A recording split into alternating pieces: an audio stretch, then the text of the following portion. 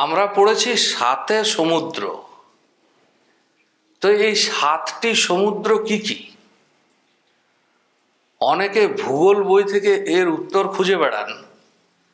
আমাদের যে মহাসাগরগুলি আছে, যে নামকরণগুলি হয়েছে, প্রশান্ত মহাসাগর, আটলান্টিক মহাসাগর, এই দুটি মহাসাগরের উত্তর এবং দক্ষিণ ভাগ করা হয়েছে।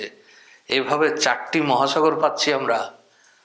ভারত মহাসাগর হলো পঞ্চম মহাসাগর, আর সুমেরু মহাসাগর আর কুমেরু মহাসাগর, এই নিয়ে সাতটি মহাসাগর বর্তমানে এরকম নামকরণ করা আছে যেগুলি ভূগোল বইয়ে পড়ানো হয়। কিন্তু আমরা যে ধারাপাতে সাতে সমুদ্র পড়েছি, আসলে এই সাত সমুদ্র এই ভূগোলের সাত সমুদ্র নয়। এই সাতে সমুদ্র হলো পৌরাণিক কাহিনীতে বর্ণিত সাতটি সমুদ্র।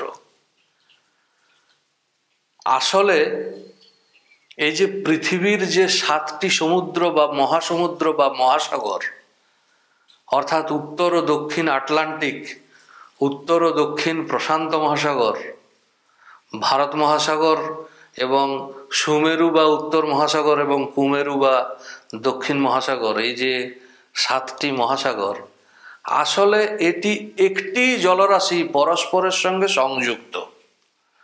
বরং বলা চলে যে মহাদেশগুলিকে এক একটি বিচ্ছিন্ন দ্বীপ হিসাবে ভাবা যেতে পারে, কিন্তু জলরাশিগুলি সমস্ত পরস্পরের সঙ্গে সংযুক্ত, সেই হিসাবে ওটি একটি সমুদ্র, এবং সেটি হচ্ছে লবণ সমুদ্র। লবণ সমুদ্র কারণ এর স্বাদ নোনা।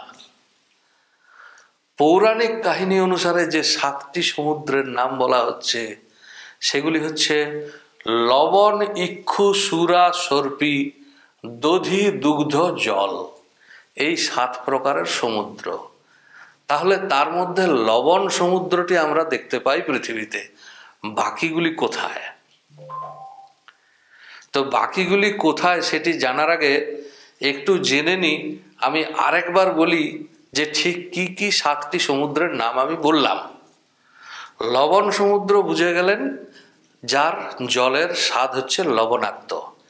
এছাড়া কি ইক্ষু সমুদ্র, ইক্ষু মানে আখ, অর্থাৎ সেই সমুদ্রের জল হচ্ছে আখের রস। সুরা সমুদ্র, সুরা মানে মদ, অর্থাৎ সেই সমুদ্রের জল হচ্ছে মদ। সর্পি মানে ঘৃত বা ঘি, অর্থাৎ এমন এক সমুদ্র যার জল হচ্ছে ঘি।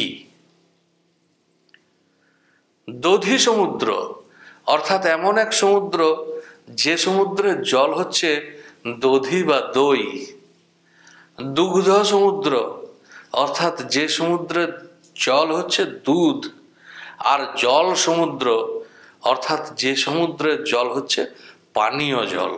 তো এগুলি কোথায়? তো যেহেতু পৌরাণিক কাহিনী, সেহেতু এগুলির অস্তিত্ব সম্বন্ধে বিভিন্ন পৌরাণিক কাহিনীর আশ্রয়ই আমাদের নিতে হবে। এই পুরাণ কাহিনীতে বলা হচ্ছে এই পৃথিবী সহ সাতটি স্বর্গ আছে এবং এর নিচে সাতটি পাতাল আছে।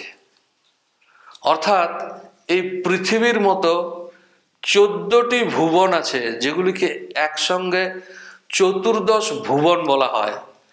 আর সপ্ত স্বর্গ বলা হয়, সপ্ত পাতাল বলা হয়।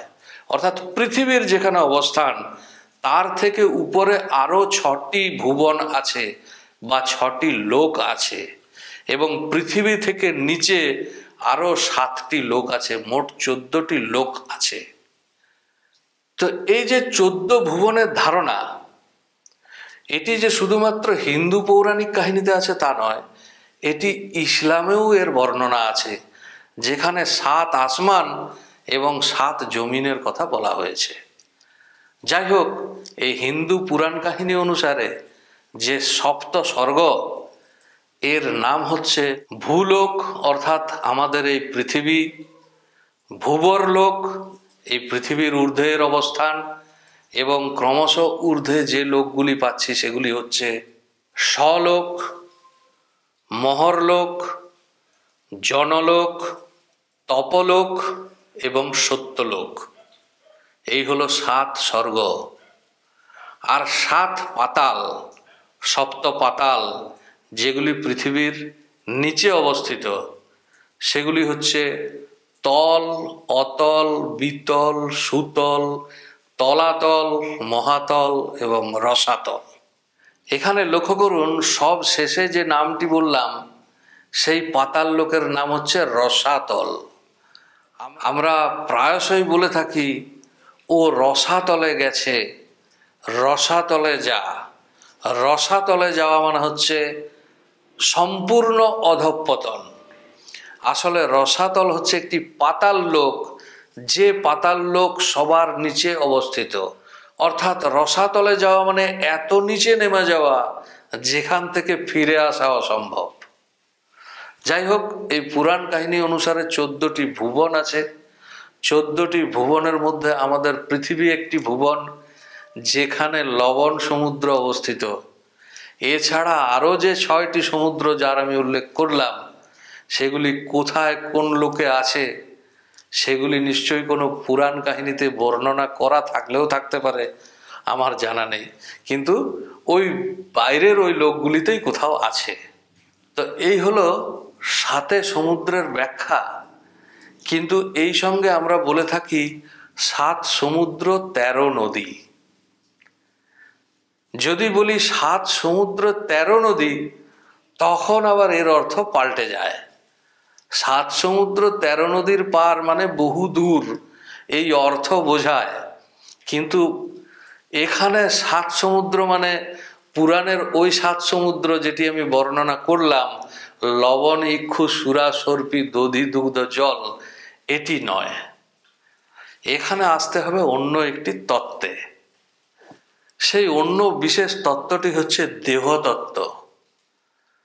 বাউল সম্প্রদায়, সুফি সম্প্রদায়, কিছু কিছু বৌদ্ধদের সম্প্রদায়, তারা মনে করেন এই দেহের মধ্যেই ঈশ্বর আছে, ঈশ্বরকে খুঁজতে গেলে অন্য কোথাও যাওয়ার দরকার নেই, এই দেহকে জানলেই ঈশ্বরকে জানা হয়। যা আছে ব্রহ্মাণ্ডে তা আছে দেহভাণ্ডে।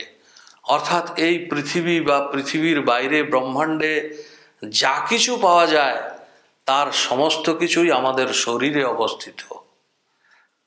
তো আমাদের এই শরীরেই আছে 7টি সমুদ্র আর 13টি নদী। 7টি সমুদ্র কি কি? চক্ষু, কর্ণ, নাসিকা, জিহ্বা, ত্বক। অর্থাৎ আমাদের যে 5টি ইন্দ্রিয় আছে, এই 5টি ইন্দ্রিয় হচ্ছে 5টি সাগর। এছাড়া জ্ঞান এবং মন, এগুলিকেও সাগরের সঙ্গে তুলনা করা হয়। এই হচ্ছে 7 সমুদ্র। আর 13 নদী অর্থাৎ 13টি জলধারা আমাদের শরীরে অবস্থান করে। এই 13টি জলধারার নাম হলো এরকম। তো এই হলো 7 সমুদ্র 13 নদী এর ব্যাখ্যা।